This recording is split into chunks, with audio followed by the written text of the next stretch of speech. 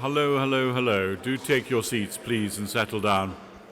For those that weren't here on Monday, my name's Simon Mundy, and rather like the EasyJet pilot, I will now say that due to the delay for getting the extra baggage on board, we are now going to try and make up time while we're in the air.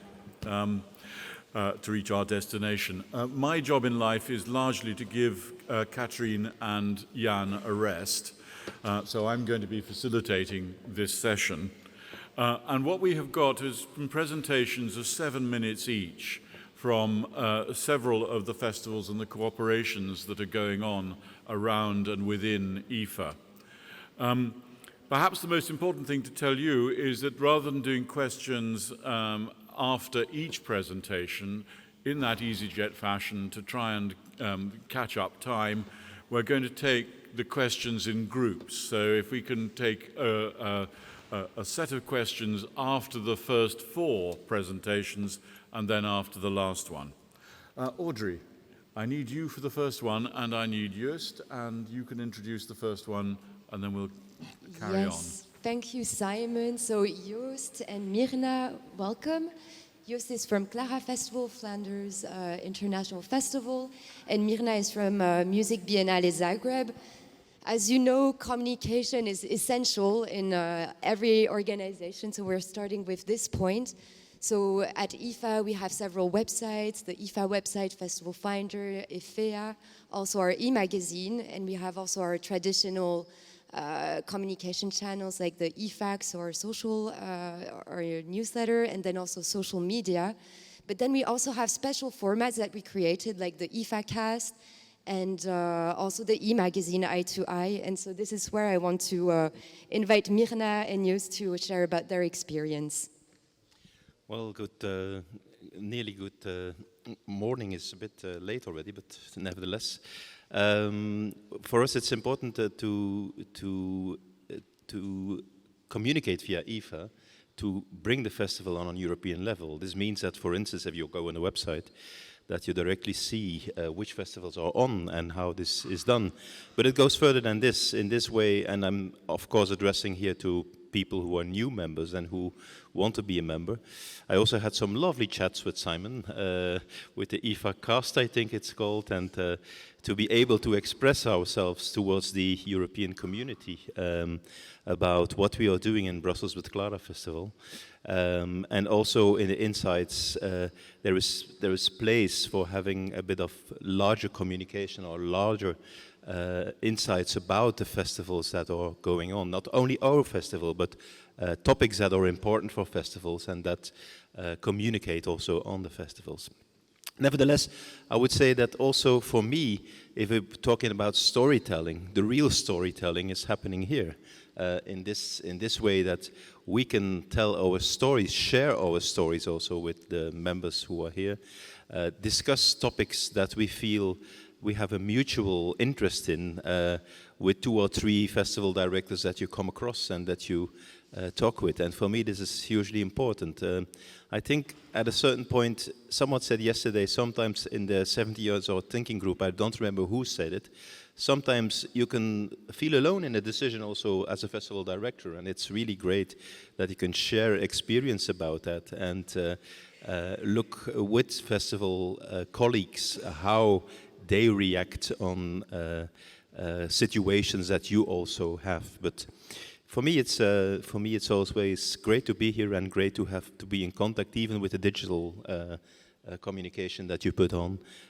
Great to be in contact with the EFA community.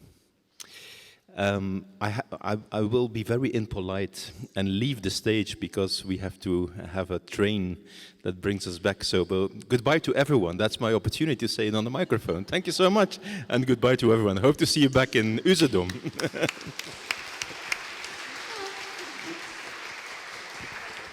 Thank you, Joost. Hi, everyone. The introductions have been made, so there's no need for that. I'm going to be really practical here. It's very nice to see all of your faces and just to chat with you here. it's a warm welcome, and which trickles down from the top of the organization. And EFFA has really been a family in the past, I don't know how long, for years now. But as in any family, communication is key when it comes to functioning. And this is really something important. Not only, I know the festival directors and the production teams are very, they try to present their festivals and what they do, not only in the local community, but obviously online and globally. But it's really important that we also share amongst ourselves what we're doing, and maybe some troubles we've been facing, or how we tackled some troubles. I found the sustainability group yesterday really, really inspiring, because it's really good to hear best practices from everywhere. So EFFA offers a large number of tools that you could use to communicate your not only your festival, but what you're thinking, what the troubles are when you need to connect to other people. It's like Audrey said, not only the EFFA website, which offers all of these magazines and podcasts and things, but also all the other things, the Festival Finder, when you can connect really one-on-one with the other festivals. The Music Biennale Zagreb is very grateful, and the podcast that you did with Margareta was really amazing, because it was in the time, it was the festival of 2021, it was 2 years ago, and it was a strange time. Everybody was still or in the midst of COVID and pandemic, and thinking about how to bring the audiences closer to whatever was happening, including online and streaming and all of these things. So it was a special edition festival. So this, I feel that this podcast also opened up new doors and opened up new opportunities for other people to come and have a look at what's happening. So thank you for that, and thank you, EFFA. Yeah. The other example I'd like to point out is the EFFE Seal and the EFFEA grants, which also are a sort of a communication tool, because they bring festivals closer together. And that's what happened in Croatia as well, because we are also a hub for EFFEA, and it made us look at all the festivals, all the artistic festivals which go on in Croatia. So we took a closer look in our own community. And actually these presentations are following the communication point, so maybe we can hand over. Yes, and to thank conclude, just follow us on all our communication channels, and all the material that is being presented here is going to be shared on our website, so and also emails, newsletter, so follow us. Thank you very much. And just to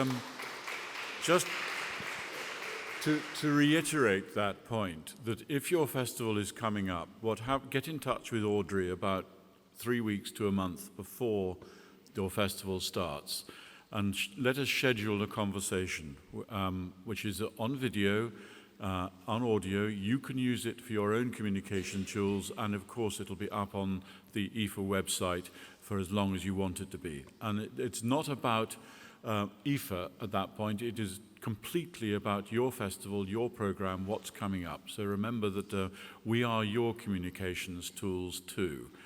You are not just ours. So whenever you do want to talk to me online, horrible idea, I know, but in case you do, please be available about a month before your festival starts.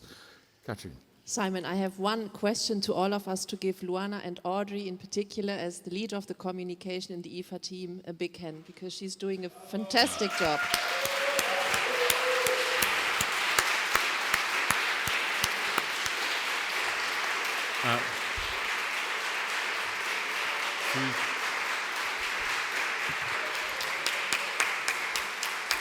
And I'd just like to say, from my front room in the north of Scotland, Audrey has been an utter joy to work with over the last 3 years, so thank you very much. Donica, come up now, and Harris and Sophie, and come and talk to us a little about EFFEA. Thank you, Simon. Thank you, Mirna, also for bringing a few, talking about the FEA, because we really see the importance of this fund in a larger view. We saw that also through the Festival Finder, the website, the platform that is built for festivals. So let's go ahead, not lose the minute. EFFEA Fund is a platform for the festivals, a way to connect with each other, to create partnerships, and to propose the new artists to support and to promote them. We have here Haris Pasovic and Sophie, who will share a few details about their role in this fund. Hello again, everybody. I'm just here to tell you about, to give you one example of the EFFEA call from the first round, where I was lucky.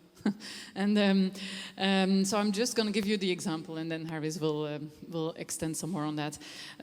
My festival is called Stroom in Flanders, and I found very quickly Tamar from the Wonderful Festival around the idea of doing something about sustainability together. And then we'd been searching for a third partner, but luckily there was an Arts Festival Summit in Yerevan where we met Natalia from the Valley of the Arts Festival in Hungary. And the three of us got together and decided to hand in a file.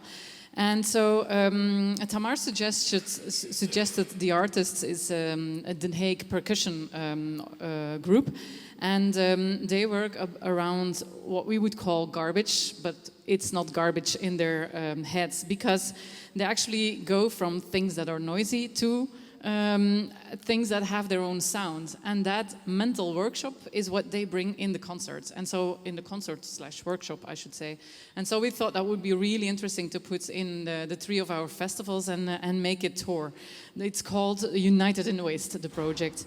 We also work with this together with the local public, so we are going to gather garbage together and then use that into the workshop.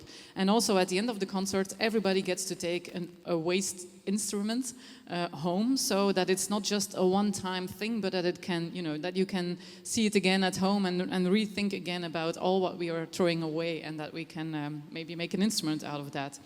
Plus, there's also a small residence project with two local artists, percussion artists, two locals from my region, from Tamar's region, and from Hungary, that are going to work together with the artists from Den Haag Percussion. And so also those two new students, next generation, need to raise the awareness about waste and what the sound can be for percussionists. So we are working on different levels all together on sustainability. And I have said everything. Voilà, up to the next. Thanks. So, EFFEA is the fund, and in the first part of this meeting we saw that it represents a substantial part of EFFEA's activity in the year and the following, last year, this year, and the next year. And it is the fund for the emerging artists.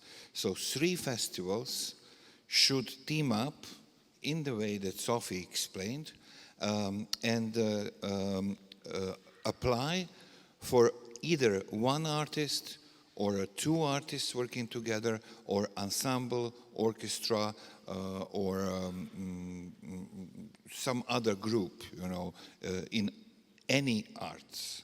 So it could be music, theater, circus, interdisciplinary, anything, and then 2 juries, altogether maybe 25 people, or 20 people. 20 people, more than 20 people, 20 festival directors review these applications and propose, the candidates or the awards for 2 categories. One category is for the residency, and it is €8,000 per application, as award. And the other one is for so-called springboard artists. So it is for the project, and it is €15,000. euro. So it's not big money for any festival, but it is significant seed to start to boosting, the young artists or the emerging artists, not necessarily young, but somebody who comes with some new ideas and new visions. And it is also good to communicate among the festivals, to work together. And what is most satisfactory is that we will have 40 projects or 40 results after this per year. So look at this call. The call is out, and it is until the mid-June, right? Yes. And write this. It's a very simple application. It's really not demanding. It takes very little of your time. But what we want to achieve to generate this idea, that the boost of the emerging artists is essential for not only for our industry, but also for culture in Europe, for arts in Europe, especially in these critical times when everything is upside down, when we don't know exactly what's going on. We need to hear these new voices and to see and to listen to the new voices that express their wishes, desires, visions, and fears. So don't be lazy. I know it's not a big grant, but it's big enough to stimulate you to work on this, to team up with other festivals, and to launch a new artist or new artistic group. Yeah, thank you, Haris. It is very beneficial for the festivals. It is a way to connect and to share and to discover the other festivals, because during the call one, we saw the need to connect. So this is an opportunity for the festivals, for the artists, and the application, as Haris said, is straightforward, very simple, so just go on. We had the call one with 142 festivals who were selected on the first call, and 43 artists and 34 countries. So the call one is opened. Is it open until the 19th of June? The implementation period is between September and 31 August. So please check our website. Yeah. So Donika is handling this program. Catherine conceptualized and came up with this idea. The board supported this idea, and the European Union approved this nice fund of 700,000 euros. And it's now up to you to roll your sleeves and find some fantastic artists in your environment. Thank you very much, Haris. Yes. Simon, sorry. Quickly. I would also like to thank European Commission. Silvana is here with us. So thank you for supporting the emerging artists. Thank you.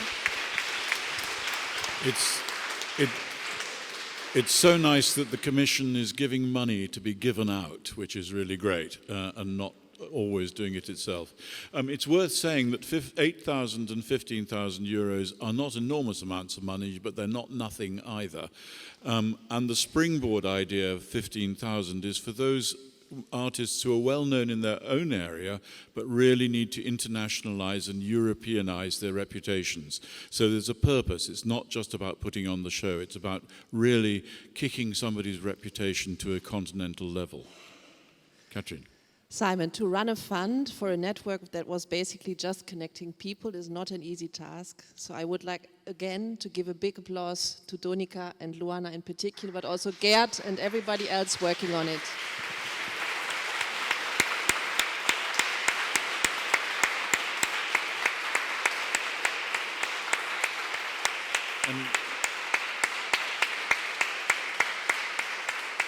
And I would also actually like to thank you, because there was an interesting moment when the first call was being launched and we thought, is anybody going to apply for this?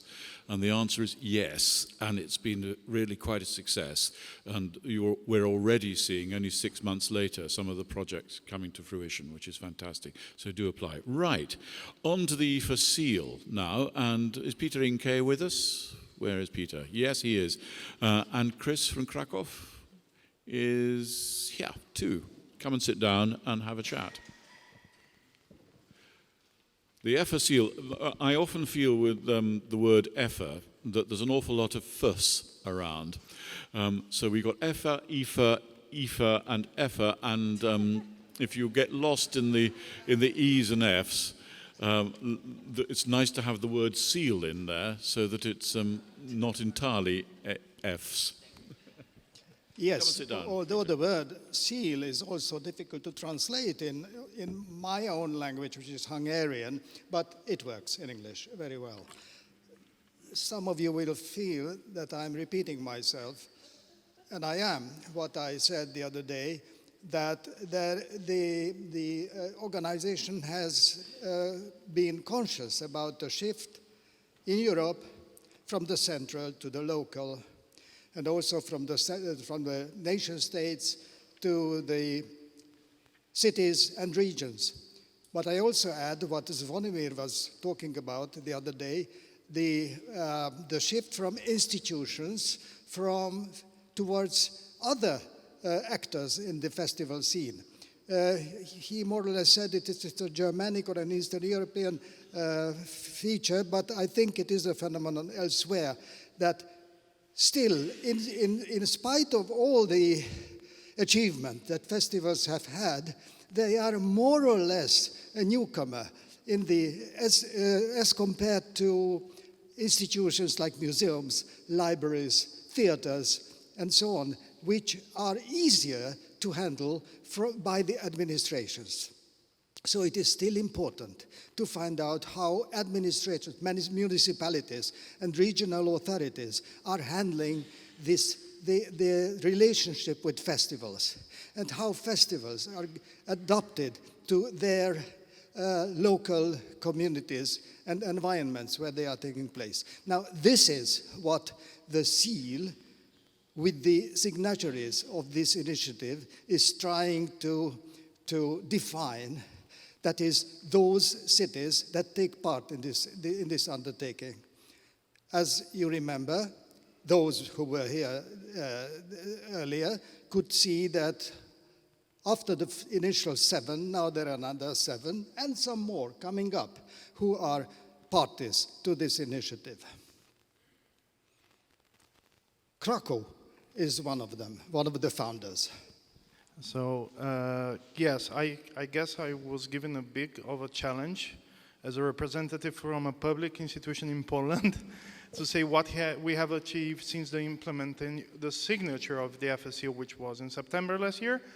But I have a good question for this, that we managed somehow. So we did manage because our festivals in Krakow already had started by themselves, because we all take into consideration the importance of the sustainable the environment, the sustainable development. So it has been happening before, and after we came back from Yerevan, what we did was pretty much show that the city also cares, and we are trying to create this environment, organized environment, where the festivals can communicate and start to create this sort of identity that they are another force of the city. So in 6 months, to mention one concrete plan, because we have long-term plans as well, but they are still classified. To mention one concrete plan, it's on Friday, last Friday, before the Day of the Earth, we managed to publish an e-catalog. Of course, it has to be electronic, where six festivals send their best practices of what they have implemented in their experience in their festivals, and they successfully achieved. So it's a share of ideas. We are willing to keep publishing every now and then. This catalog we are willing to make it further. Apart from this, we have different goals.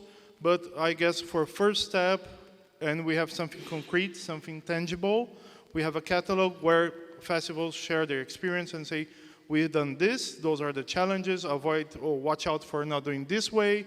And for now it's in Polish, so I don't think many of you can use of it. But if you're interested also, you can find my contact on the contact list that we have. So I'm willing to make the contact with each festival or even some sort of a translation. So I guess for 6 months for a public institution, municipal institution, I guess we were able to do a lot thanks to the fact that the festivals were already doing their job before we implemented on a municipal metropolitan level.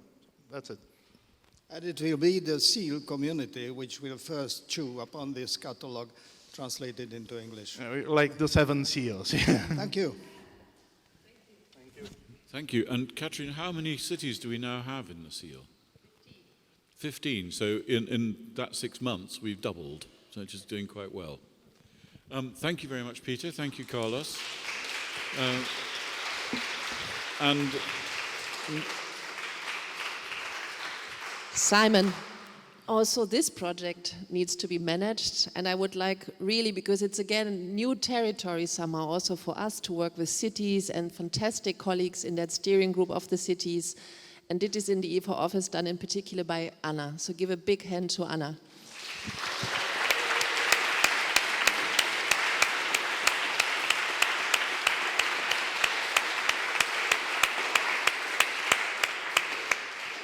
And now we're going to move on to Festival Finder. Festival Finder started as an idea hatched with the European Commission to widen the reach of the Festivals Association to all sorts of festivals around Europe who would not normally be thought of as members of this association, and to effectively democratize the system, even more than the selective democracy that we have very effectively here. And that again has been a great success, and so thank you, Commission, and do please fund it again. We'd love to have some more. So over to Gert from the team and to James McVeigh from Edinburgh Festivals. Yes, no EFA, no EFFEA, no, what else is there? EFFE Seal, no EFFE, but FestivalFinder, a new name, launched 3 years ago. But it came out of the project EFFE, but it's called FestivalFinder. In very short, FestivalFinder has been launched to show the festivals to the audience, was the basic aim of FestivalFinder. The audience, it's large. It's not just audience going to festivals, it's also stakeholders of festivals. It's stakeholders of the alliance that we are forming. So we see it as a communication platform towards the alliance. The developments of this platform are driven by the EFA activities, of course, and they follow budgets that are made possible by the projects, by grants or by other income. So we heard about EFFEA. For this project, which is quite new for FestivalFinder, we will do some new developments, and that will be mainly because there is a strong need in that project for matchmaking. That means festivals need to find each other. FestivalFinder is not adapted for that at this moment, so we will adapt it towards that. And another thing is that we want to show this new community of EFFEA festivals on FestivalFinder. So we will do that with a kind of label on the FestivalFinder. The other activity driving the developments of FestivalFinder is the EFFE Seal, what we just heard. And for the EFFE Seal, we did some kind of change on FestivalFinder to also show festival cities, which was new because we were only showing festivals. And to show these festival cities, we introduced the Festival City Portrait, and that's a special page. I don't have slides to show, but you can see it on the FestivalFinder to show where these festival cities can present themselves together with their festivals. And one of the first cities, of course, to be on this festival portrait was Edinburgh, and that's why I invited James to ask him a question about it. So what do you see, James, as the advantages for the festivals of Edinburgh, being there as a festival city? Thanks, Gert. I think to answer the question, you need to first understand that communication journey for the different audiences. They tend to move from awareness to interest to desire to action. For the opera lovers amongst you, you will know that this means or stands for AIDA. Awareness, interest, desire, action. People cannot take action if they don't know you, if they're not aware of you. So actually the role of the Festival Finder is in that area of awareness and interest.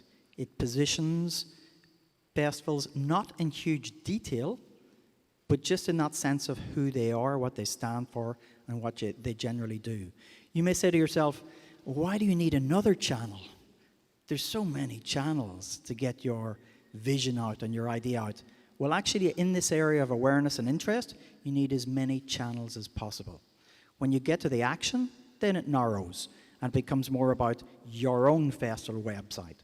So this is why this is very important for us. It is about our profile and positioning for new audiences, for new partners in this area where they may not be aware of us. They may, in our instance of the city, they may be interested in doing something with Edinburgh. And so this allows us then to position collectively our offer across our range of festivals. And one of the things it also allows us to do is to put out messaging at a time when the program is not available. We think that sometimes what a lot of festivals do is they wait until their program is announced before they start to communicate. You miss so much opportunity with that because you have your general values, your general vision, you have a sense of what the festival will be about. Talk about that before the program is launched so that you are in this area of awareness and interest. So this is why we find it quite interesting. I said to Gert earlier, I can talk a lot, so he needs to jump in if I need to shut up. Even if we love to listen to you, James, I think we made the point. Thank you very much. Yes, thank you very much indeed. And actually, again, none of these tools happen by themselves. The team is behind them, and Gert and the others help with this, as does Audrey and now Luana. I just wanted to say quickly on that Festival Finder issue, being another website and another tool for all of you, one of the things that I found most interesting was when writing articles about some of the festivals that are not actually in EFFE, but are being found through Festival Finder, was you learn so many stories from so many parts of the world that are truly fascinating. And just as a writer, I found them as extraordinarily interesting stories to write. So please use Festival Finder. Just as I say, please use the EFFE website and our communication tools. Katrin. Simon, I don't let Gerd leave the stage before asking all of you also a big round of applause for Gerd, because developing this is a big job.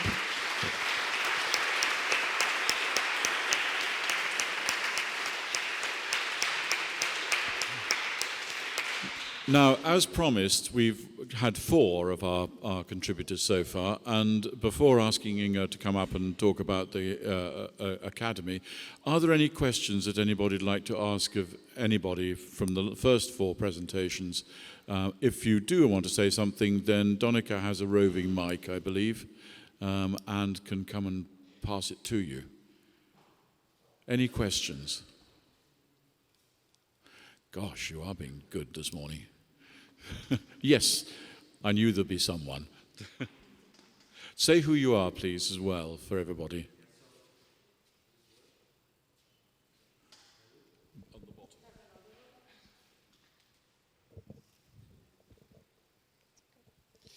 Yes, I'm Ben Hamhouts from the Antwerp Spring Festival, and I was just wondering about these grants we were talking about in the beginning.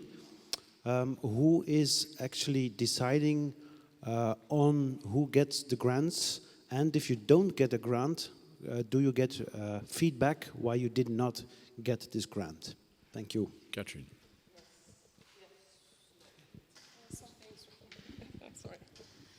Ben, you are speaking about the European Festivals Fund for Emerging Artists, EFFEA, about the grant of 8,000 and 15,000 euro. Who decides is a jury, an independent jury chaired by Haris Pasovic and selected festival colleagues, peers of yourself, basically, that are working in a two-steps process. This jury has been composed in a way to represent the diversity of applications, meaning that this jury has members from all all artistic disciplines, as well as different geographies represented. So we try to cover as much as possible an opportunity to have the expertise around the table to read these applications. And then there is a decision at a certain moment after many, many meetings of exchanges and discussions within this jury, which is working online. They're reading applications online, as the application itself is also online through the EFFEA platform done by the applicants.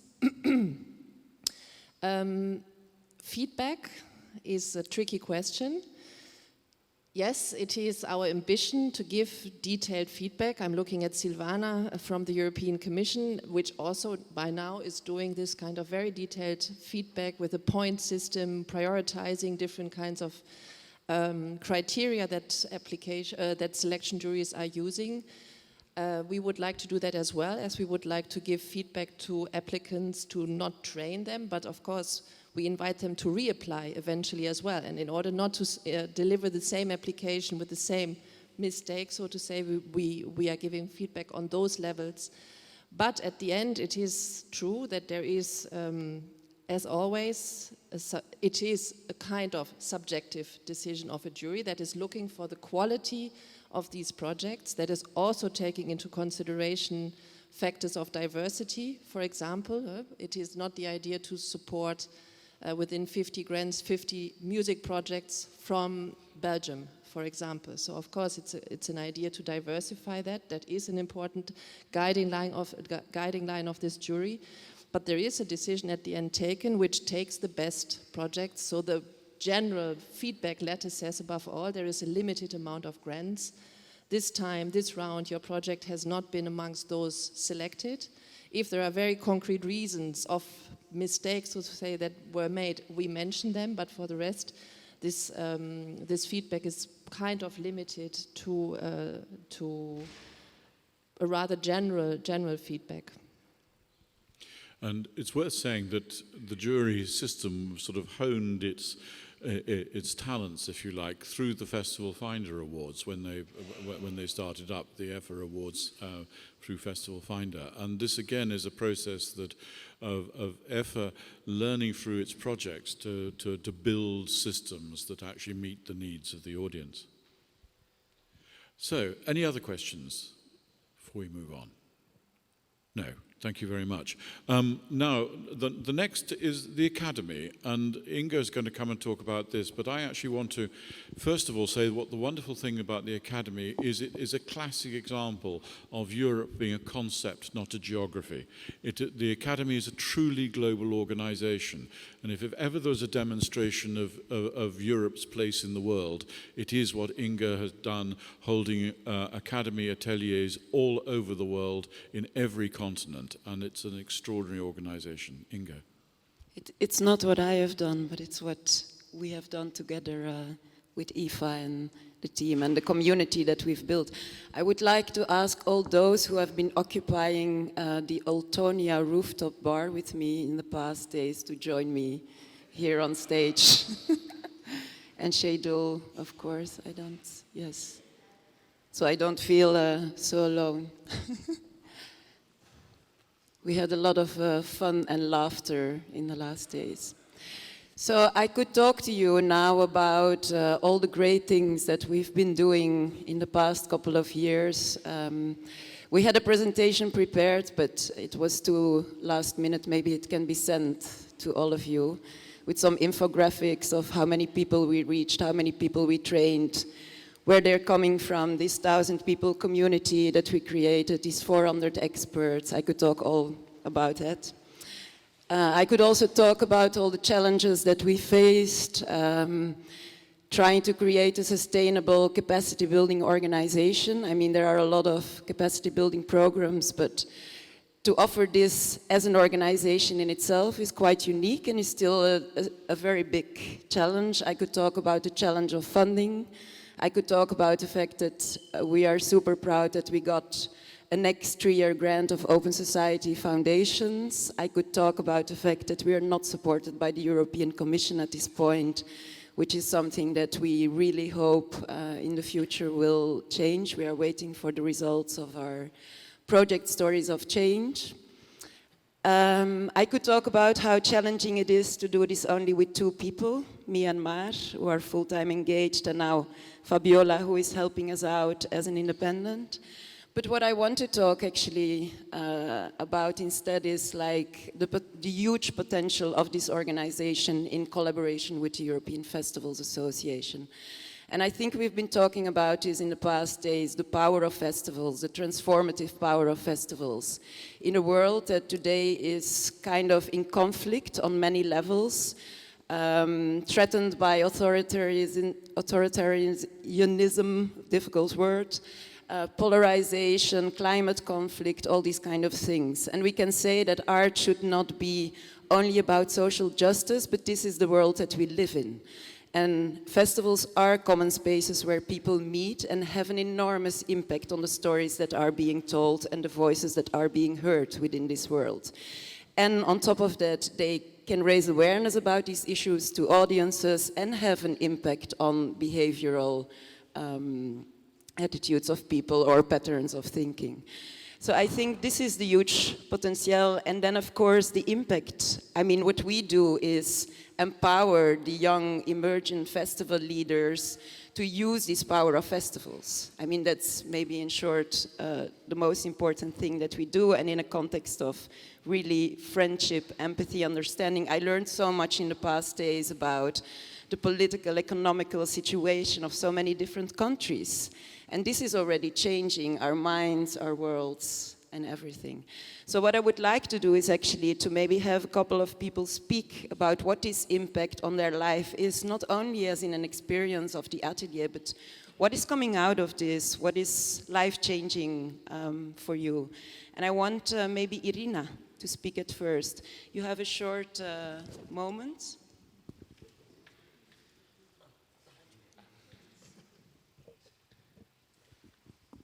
Well, thank you so much for the word. I was happy to be here together with you despite any circumstances.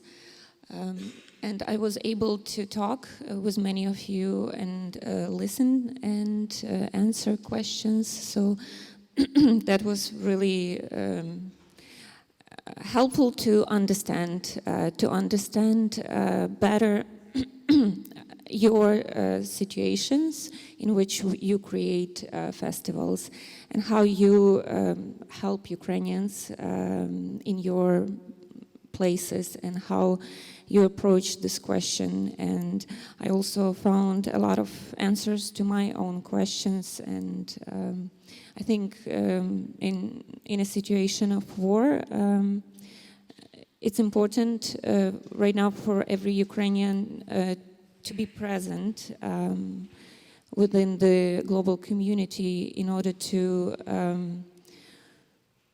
be a delegate, be an ambassador, and be a source of information.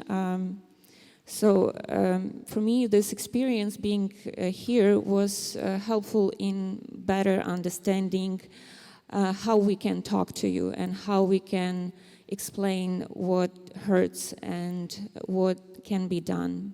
So I'm grateful for that. Thank you. Thank you very much. And I think, yes, one of the most important things we did last year was an atelier around the role of festivals in conflict transformation and peace building. We had about 4 participants from Ukraine, but also from other conflict regions like Afghanistan, Yemen, Philippines, globally, to really address like what is the kind of support that festivals can give at a time of this kind of human tragedy. Tobile, could you speak a little bit about how this has impacted your life? Good morning. I think it's still morning. Good morning, everyone. My voice has not woken up, and I'm starting to feel a little bit weird in the throat, so I apologize for my voice. Thank you again for inviting me to be here. I was on the Atelier Montreal last year in June, and since then, my life has completely changed. I was invited to the EFFA Summit last year as part of the alumni, and in our session, we had a discussion with some of the members with regards to what can be done in terms of really supporting the Festival Academy alumni who are not necessarily from the European region. And as a result of that, the Festival Academy has now started an exchange program between the alumni and some of your festivals. Straight after that meeting, the director of the Holland Festival, Emily Ansink, approached me and she immediately invited me to her festival. So this year, myself and Horacio, who you met the other day, are going to the Holland Festival. And one of the really important things for me was that it wasn't only a thing where people from the Global South were being invited into the Global North as if it was only a one-way exchange. So a really important thing that needed to happen was that the exchange needed to go both ways. And so Emily and her, one of her curators will be coming to my festival this year. And I think just the opportunity to hear voices from this side of the world is important for us because we have a certain perspective of you guys. But I also think it is also very important to have our voices in your rooms because you do determine a huge part of how the rest of the world functions. And it is important for you guys to also understand what the impact is on us. So thank you for the opportunities, and please always have space for us to be in these rooms and allow us to speak because it does make a difference in the world. Thank you, Tobile. Thank you so much.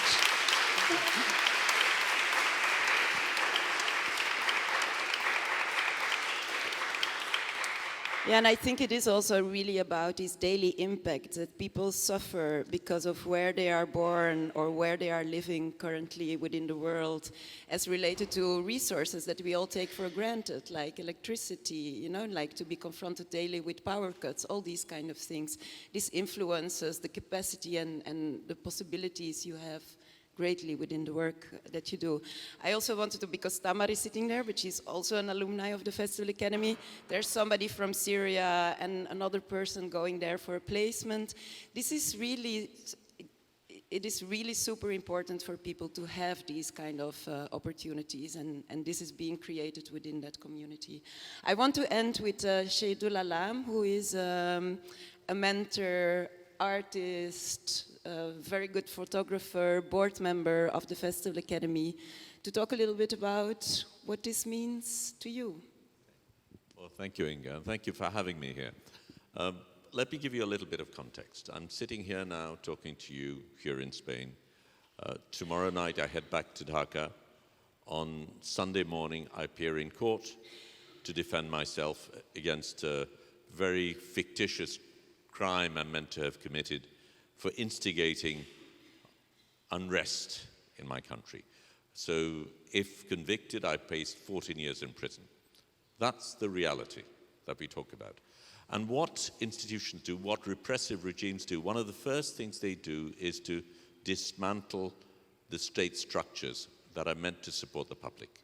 So the judiciary is one of them, the police is another, and a whole range of other things. So one of the things we've done, actually, is to build festivals as counter-institutions, institutions of resilience. And in the absence of those state institutions, these institutions take on a very, very different role. And what we've done, essentially, I mean, we're not politicians, but through 3 areas of intervention, media, education, and culture, we exert pressure upon the political space so politicians and the power elite cannot get away with their indiscretions. And as in my case, I'm out on bail, but I continue to do what I do. We take a lot of risks in that process. We put ourselves on the line, but we are able to do so because of the collective strength that we have.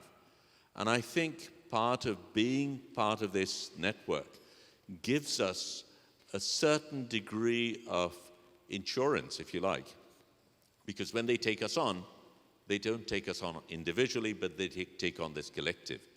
And I think it is that collective that we need really to build upon, because at the end of the day, we increasingly are finding ourselves in a world where you have dictators and autocrats and people who consider art to be a threat, consider journalism to be a threat.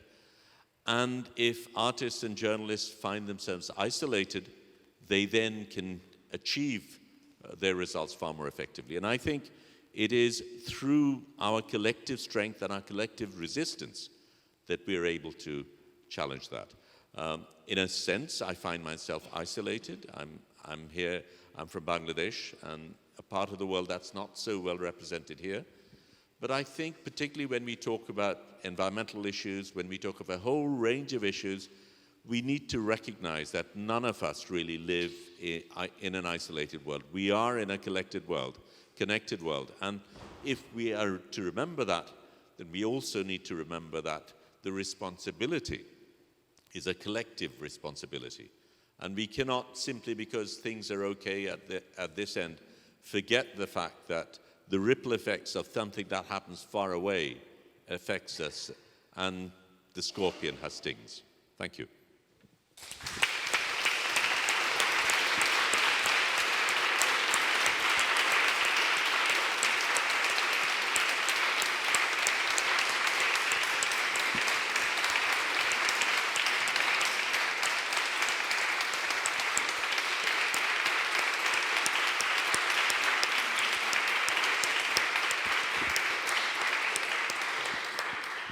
Thank you so much for those very important. I think we took up more of. Thank you very Perfect. much. Yes, indeed. So It was worth it. yes, and big applause to all, because these are the people who also help. I mean, we are only 2 people in the office, but we built together with a lot of these people are part of the alumni steering committee, who are really developing also the activities based on the needs of this community today. So a big applause for everybody, for Mar, for Fabiola, for the alumni, for Shadul, for the board, for EFA, for supporting us.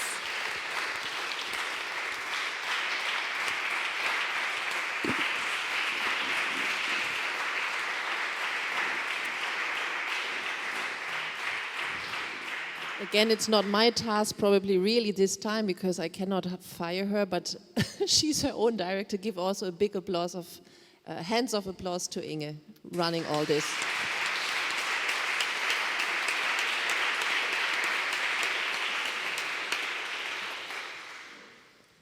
Just on Shahidah's point about what he's facing, speaking in my role, a different role as a member of the Writers for Peace Committee of PEN International, which is the organization which stands up for writers who are under threat.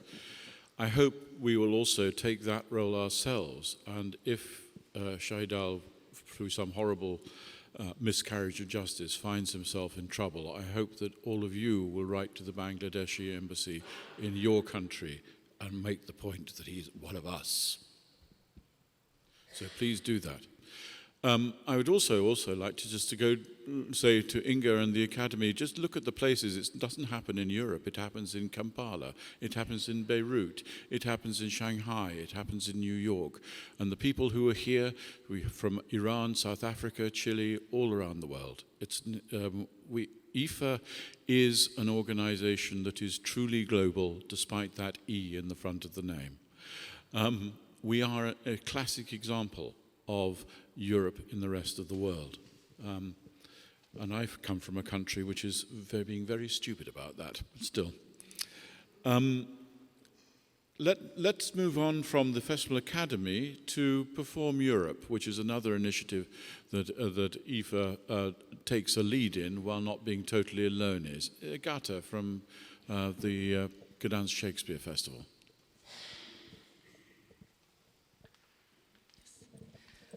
Thank you so much. I made some notes not to forget the numbers. I represent here the Gdańsk Shakespeare Festival, but I run the theater, the Gdańsk Shakespeare Theater, that on everyday basis organizes and do a wide range of activities, performances, concerts, debates, actions, whatever you might think of that are not related to Shakespeare. Shakespeare we focus on a few times a year, and the project that I would like to tell you about has nothing to do with Shakespeare, and we presented it in April last year. So how it worked for the Perform Europe, it was pretty easy for us, and I don't want to say it was easy money because we had to do some bureaucracy, but it was easier than we expected, actually. So the timeline, in 2021, we applied as a presenter because there are two possibilities. You can apply as an artist or as a presenter. Since I run the theater, but it is an empty venue, I don't have an ensemble, I am a perfect presenter because I can just present what I want. So we applied as a presenter, and it was the pilot edition of Performing Europe, and we were selected out of 1,327 individual applications, so we were pretty lucky. And then there were 508 producers and presented, selected by October 2021 to form partnerships. So there were some producers selected, there were some artists selected, and then we had to actually do a lot of research about each other. So all of us in the theater were looking at different theaters, music groups, artists that would fit into our program and our theater. And we found 5 of them, because as a result, 150 partnerships submitted their project. So out of those 508, 150 partnerships, I mean, they found each other. They found each other interesting. So we proposed collaborations with Kosovo, Greece, Ukraine, Warsaw, that was a local collaboration, and Spain. And and that's good that we did that because only one of them was accepted, and we applied 5 partnerships. And it was Greece with an amazing performance, Horse of Love, Absurdity of Love. It was Eldonamay Theater. I spoke about it in our last summit. It is a performance about love of disabled people. Most of the actors had Down syndrome, and it was a very moving performance because it touched the taboo. Do disabled people have sex, and how do they do that? And how do they love each other, and what are their desires? Do they want to have families? What to do about it? It was a super moving performance, and in the audience we had really many local organizations dealing with disabled people, especially with Down syndrome. As a result of this, we started a very tight and regular collaboration and invited to be our permanent resident group called Teatr Razem, meaning theater together, who consists only of actors with Down syndrome. And they are a permanent group in our theater right now. They do performances, and one of them is Romeo and Juliet, and we're going to present it during the upcoming Shakespeare Festival. So for us, Performing Europe was not only this kind of easy money, but also, and almost everything was covered, to be honest. We didn't really have to make any income from the tickets. I mean, just a little bit, which was very conforming for us, knowing that we're not really fighting for our viewers because the costs are covered, but the house was full because we did everything to have a full house. But for us, it was only a game changer. Now we have a resident company in our theater, and we're very happy to have them. So I really recommend applying to Perform Europe grants, but I also recommend to apply with more than one project, because probably not all of them will be selected. But if only one is selected, it's still worth it. Thank you. Thank you, Agata.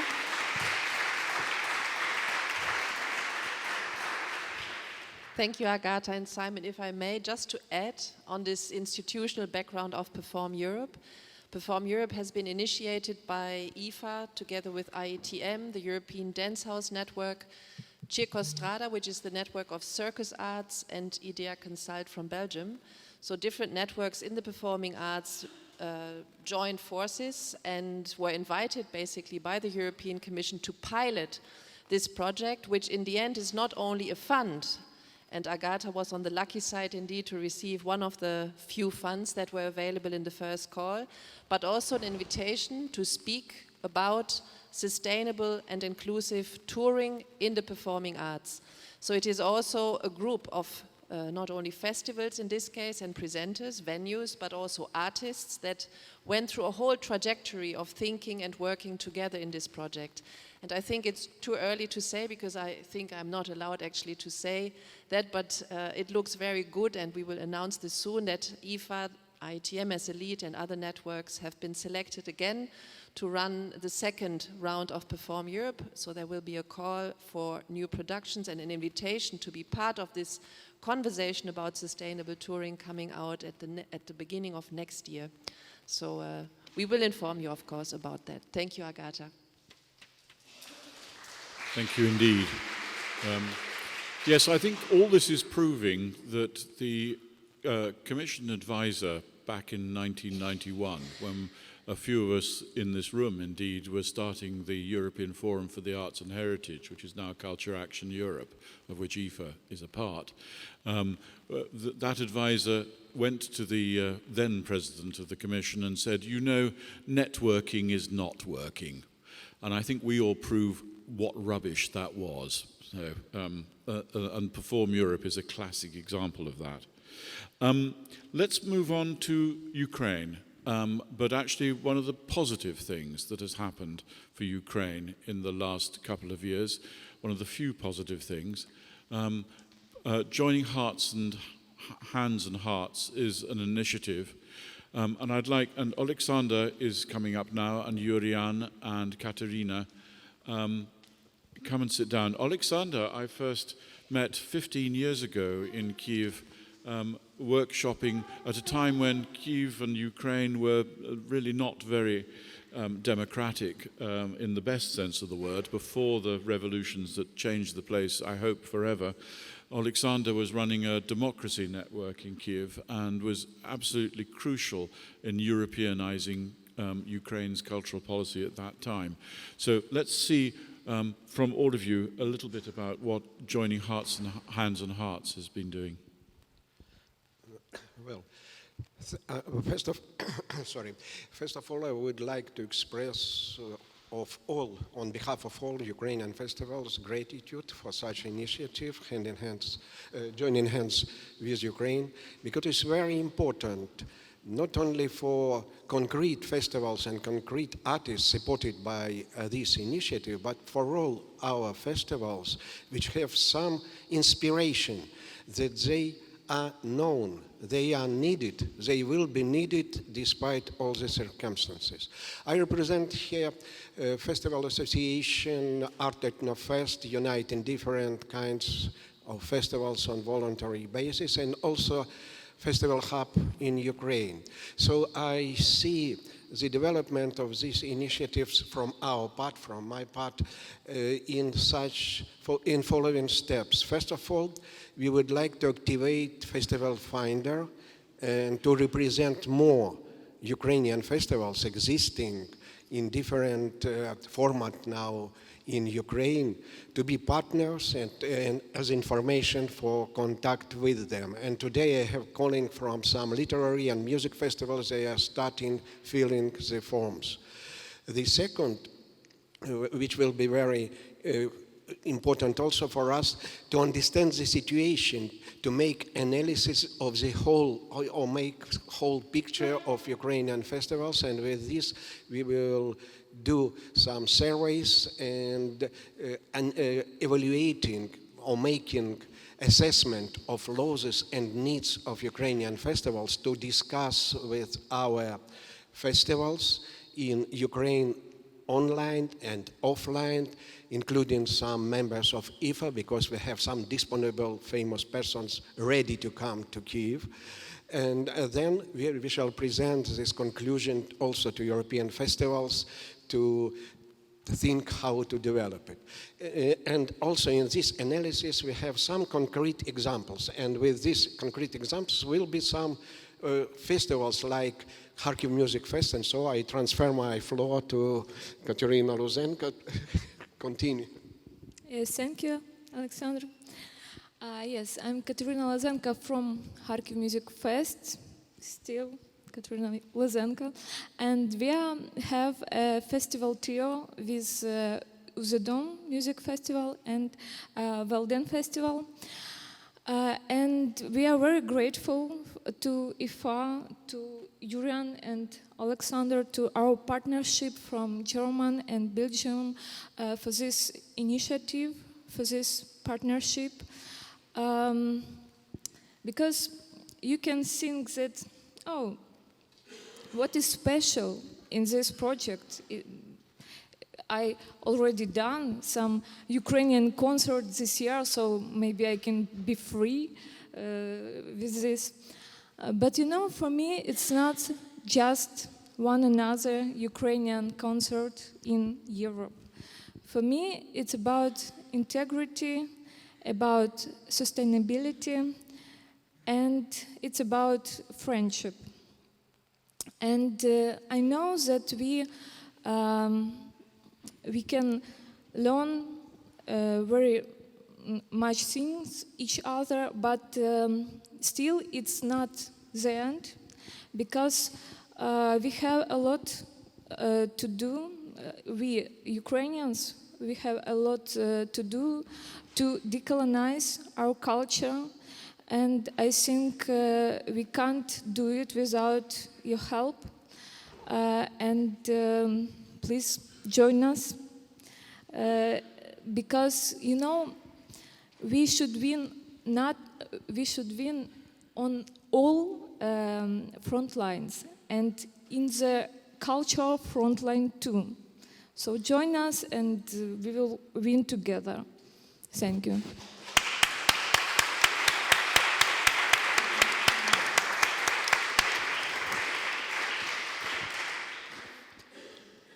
I hope that we will find some more partnering duos with Ukrainian festivals from this room. There are so many amazing festivals in Ukraine which work under extreme circumstances or cannot work right now, but will work again. And I really encourage EFFA members to consider a partnership in this frame of joining hands and hearts. And I'm very grateful that the EFFA took this initiative so serious and found money to invite and follow up the invitations. It is incredibly important to see this happening, that it will not stop, and it looks like it is a long run we have to be aware of. So come to me or email EFFA board if you have an idea. There is a list of festivals from Ukraine which were in a way shortlisted by Ukrainian institutes, so they're really checked upon how they do, what they do right now, so that you can be really sure that you can find a very good matching partner institution in Ukraine. And as Irina was speaking today, she is from an extremely important, the most important institution in Ukraine, in Kiev, Mistetsky Arsenal, and they run an amazing, for example, literature festival. And she's here still. What I wanted to say as well is what is in there for us. And I just speak out of my own experience. Being married to a Ukrainian intellectual curator and critique. I follow a lot, of course, but I also talk a lot with Ukrainian artists who are traveling in Europe to give concerts or readings. And I would like almost to turn it around. I really learn from them. The things they say and from where it comes, what they do, is based on another need to present art and culture than I often experience in my own circumstances, where it is nice to have and it's good and beautiful and all, and it's enjoyment. But there I feel again, as it has been after the Second World War, it is rooted in need. And being rooted in need is actually that what can change the society for good. And it's in a way a pity that so many artistic processes in Ukraine are stopped now because they cannot work. So there's a lot of work not happening, like it's a white space now. But there's also a lot of work still happening, and they make diaries. A lot of writers make diaries from the front, like Sheri Shadan or Geramisov. There are drawings about the war on a daily basis.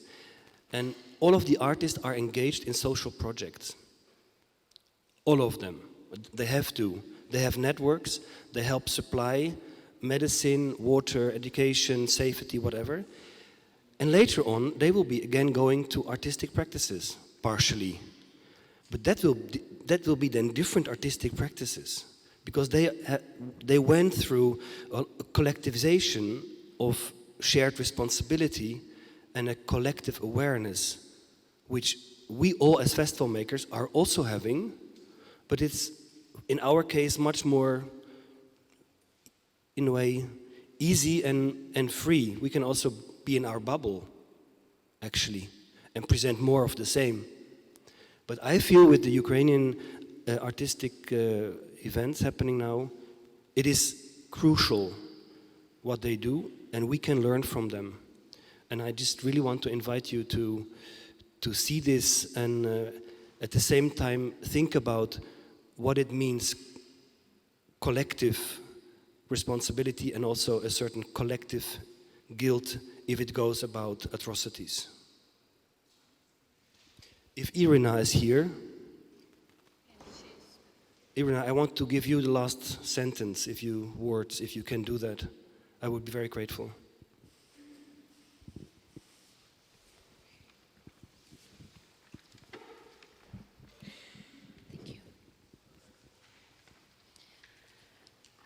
Thank you, Julian. Thank you.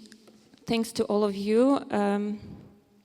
I actually made a few notes to be really quick and short and not take a lot of your time. But what I want to do is just to add a little bit more context to what these great people said and what I heard over the discussions over the several past days. And I hope this would be relevant to share. Many of you asked how you can help, and I would answer is to try to understand us at the first place, why we ask for what we ask, and what are the reasons we ask for that. And there are many. I will touch only on one. Yesterday, when Harris Pasovich acknowledged publicly during making the exercise, he acknowledged the value of the death and sacrifice of people who gave their lives. Acknowledge the value for you, for everyone here. That was a moment I cried because I immediately thought about my friends who were killed. I thought about cultural activists who were killed. I thought about those who were kidnapped, who were interrogated. I thought about my cousin who is missing since last Easter, and we don't know where he is, but we still keep thinking and believing that he will come back. And I will now I speak from experience of my own experience living in Kyiv since last May when I returned back to work, and I invite you to do a similar exercise and imagine putting yourself on my place or a place of any other Ukrainian you will meet who run from Ukraine and now is trying to secure their place. And every one of them either lost their family member, either knows a friend who lost their family member, or knows a prominent Ukrainian, many of them who were killed. And this situation, the emergency that started on February 24th, is still going on. And we live in this emergency situation. And this gives us the perspective of whatever we need to do, it needs to be urgent, it needs to be quick, and it needs to bring the death to end. Everything else, the reconciliation, the discussions, how to work together, how to live together, everything can wait until the death is stopped. But before that, we need to stop the emergency, the house that is on fire, the ship that is sinking, because it's a matter of lives, people's lives. And here also I would add about Katerina's experience that she mentioned to me when 2 days ago hearing Tchaikovsky music, and she mentioned to me, I hope she wouldn't mind me sharing that she is a professional. She is in that field. I'm not in the field, but she said, I don't feel comfortable hearing Tchaikovsky, and that's my addition, the comment. It's not about the quality of the music, it's about the reminder of all of the atrocities that are still going on. So whenever there is any public presentation of anything that is related to Russian culture, it doesn't matter whether it's good or not. It's not a question of the quality. This is just a question of empathy and thinking of the one who is next to you, who is living in trauma, who lived through the trauma, and who might just at that same moment recall whatever happened to them or their friends or their relatives. So my call would be, there were a lot of debates about the cultural boycott, everything else. I would rephrase it in another term, in setting a pause or silencing any cultural products that may cause trauma feelings for the time being, for the time until active war actions will stop. After that, there will be a lot of time to discuss, there will be a lot of time to come together and decide whether something is with the propaganda, whether something is not. But at the moment, our request is just to be empathetic. And I will finish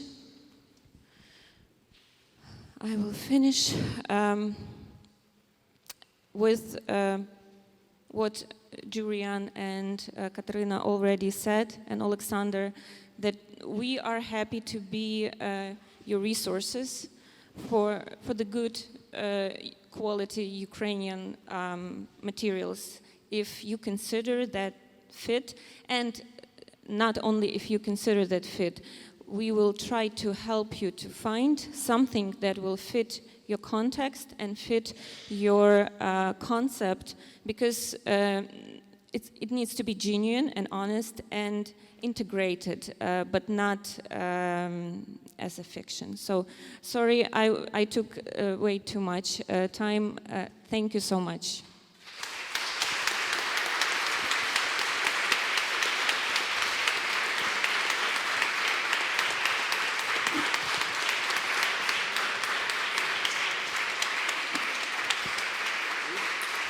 Thank you very much.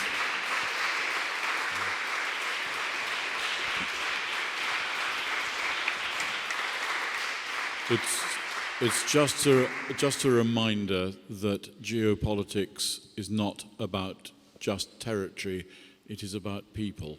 And I think that that's the message we have to keep on plugging away at. I mean, it always throws up ironies, war, doesn't it?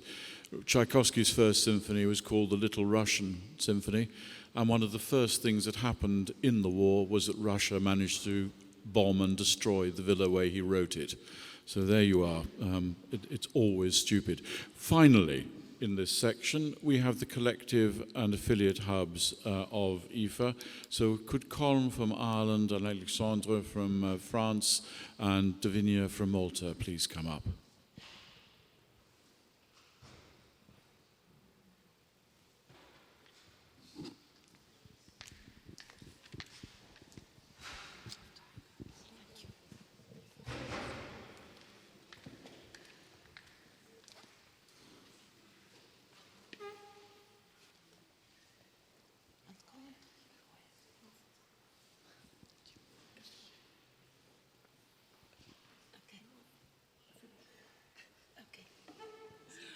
Okay, hello everybody.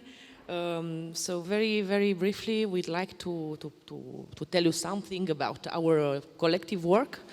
We started. I will begin with the origins, the timeline of our work, and after Davinia and Colm will tell you some important things. So we started to think about this cooperation between the National Federation and Association in Galway in 2021, and since then we organized I think almost one weekly meeting online. Monthly. Monthly, yes, monthly. And in order to know each other, to share experiences, and so on. We also tried to see in person, and it was successful. It was in Tallinn in 2022. And we had a lot of informal discussion chats and so on in autumn-winter 2022. We even had a meeting in Malta in order to think about an Erasmus project for our group, and we succeed in doing the application in March 2022. So this is only about dates. So March 2023, yes. And I let Davinia and Colm tell you more. And I'd like to say that I will not quote a Russian writer, but somebody told us yesterday that la beauté sauvera le monde, beauty will save the world. I think for us it's also the cooperation will save the world, and we are I think very aware about the importance of our work at national level, but also at European and more international level. Well said, Alexandra, and thank you for that, because I think it's difficult to come to our project and even the acronym after the emotion and the realization of, what's happening in Ukraine, of course. But we're about collaboration and peace, and our project basically took off from all these meetings and an organizational needs analysis of the CAMs and the hubs. The CAMs are the collective members of EFFA, as you know, and hubs who are not necessarily collective members, like with the smaller countries like Malta, Latvia, and others. So we did this needs analysis, and out of it, we came up with basically the needs of training, sustainability, and of course alliances. So that really lent itself to eventually to our title, our acronym, and title of our project. So with training and sustainability training, we naturally went to Erasmus funding, and Colin will tell you, one of the unfortunate things is we couldn't have a lot of partners because we had to be up to 6 partners, so it was really difficult to do that. Anyway, so we went for vocational education and training. Our title of our project, of our application, is the Festival's Futures in Europe, Sustainability, Training and Alliances, and the acronym is FESTA. Now this is a bit small for me, so I need my glasses. And we have 3 objectives, we won't be long, Katrin, which is about exchanging best practices between the 6 partners, the partners being ARC, us in Malta as lead partner, France Festivals, Georgia, Irish Association of Festivals, Italia Festivals, and Artlink from Serbia. So we have quite a variety of and different partners. So we're exchanging best practices between us 6. On the sustainability of festivals, we're enhancing the knowledge base on how to make festivals more green and environmentally friendly through the development of this training program. And we will be promoting the results of the project and the Erasmus Plus program through the implementation of a communication and dissemination plan. It's quite simple, actually. And we have associate partners as well, who are EFA, the Festival Academy, the Nordic Baltic platform, and RIMA as well. And we would like to disseminate eventually, if we get the project, of course. Sorry, I'm talking, but we're positive, obviously. Maybe Colm can continue from here. Are we live in this? Oh, we are. Great. So just to very quickly share with you some learnings this far in terms of what we've learned as a group working together. The physical time exchanging since our Talon meetup, where we meet at different points along the calendar, has been important. The research to evaluate the gaps was important. The establishment of a core writing team to take parts of the application and to synthesize and collate the terms we were using and the structures was very important.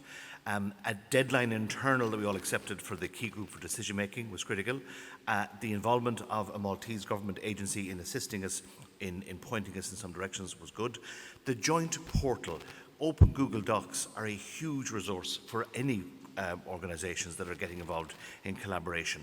We got early board approval from the partners for the direction of travel for the project. We were able to assist partners with funding ideas for their percentage of the cash flow or the contra contributions that had to be made. We used WhatsApp a lot for the writing team and for the wider partners. And we also deployed, I suppose, to the different skill sets that different people had around the table at different points. So in terms of what we think we have won so far, even though we have no letter of offer, we have a little bit of new confidence amongst the CAM and Hub groups, we think, to undertake significant other applications or to use this application to perhaps go to other funds and trusts. And we would hope to disseminate whatever learnings we will have from the implementation of this project or a variation of it with you all as members of the EFFEA family. Thanks. Thank you very much. And now I'll hand back to Jan. I think what we have proved in the last hour is that EFFEA is not a dinosaur of 71. It is a very, very agile tiger. So here is our leader. Jan. We're coming to an end of a general assembly, of our general meeting. And that means that we have to know where we want to go next year. So I ask Thomas to tell us where we are going next year.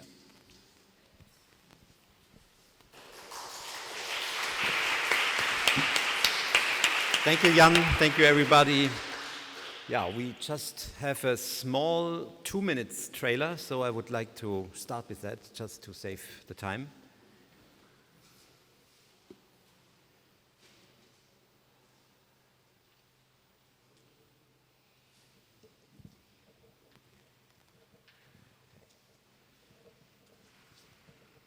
And there's also music, I think, but they can also talk about it. So we had a volume 195. Okay, anyway, I can explain. So this is one different parts of the island. What you see on the one hand, so you see the resource. On the other hand, you see Peenemünde, which is a very complicated place. So where the Nazis built.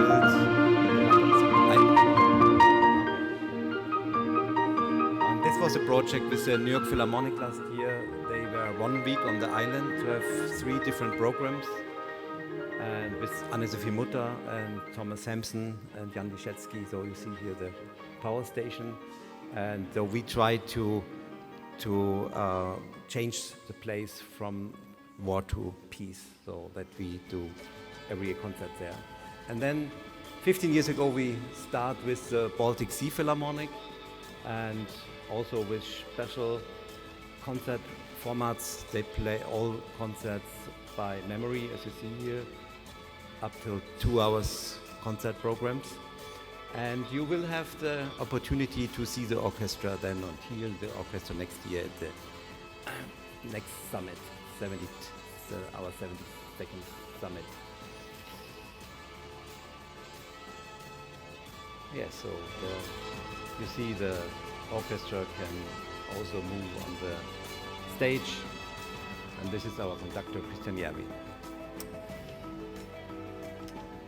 Okay, when we come back to the PowerPoint, you see on the second page just where Usedom is. So Jan asked us. So Usedom is in the very, very northeast of Germany, and one part is German, as we saw, and one part is Polish. And you see the nearest airports is Stettin, which is about 1 hour from Usedom, and Berlin. There's a good connection also by train to the island, and Hamburg is also a possibility to come.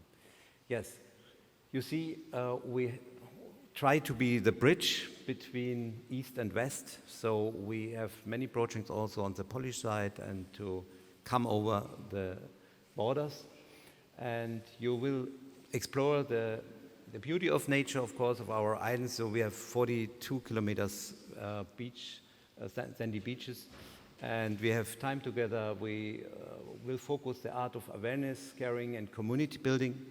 And yeah, so on the next slide, we have just the plan for the days. We start on Sunday. That's the arrival, and on the second day we have the conference day. On the afternoon we are on the Peenemünde power station, though that's an international museum now. And in the evening we have the concert, and on the next day we have then the general assembly and the conference day. And also we will have one part of the congress on the Polish part of the island. So that's on the next slide. We just invite you again to this really amazing, interesting place. So this is the power station where our concerts held with 1,200 seats and our orchestra. So thank you and welcome next year to Usedom.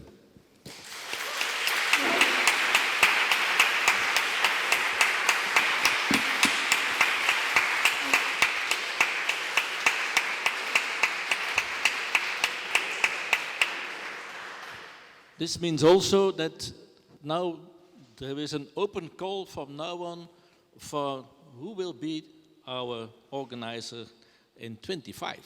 So if you feel that you're ready to do at least as good as Peralada, so I know it's difficult, talk to Catherine in the next days, in the next months, I don't know.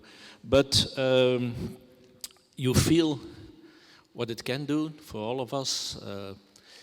You feel also how difficult it is to organize this, but I want to thank everybody who did this job until tonight. But as this is the end of the General Assembly, I want to thank my two vice presidents, Phyllis and Paul. I want to thank my treasurer, Sophie. I want to thank the whole board for the way we worked the whole year under the constant support, not only, but the strategy of Catherine and the whole of our staff. So an applause for all of them. Thank you.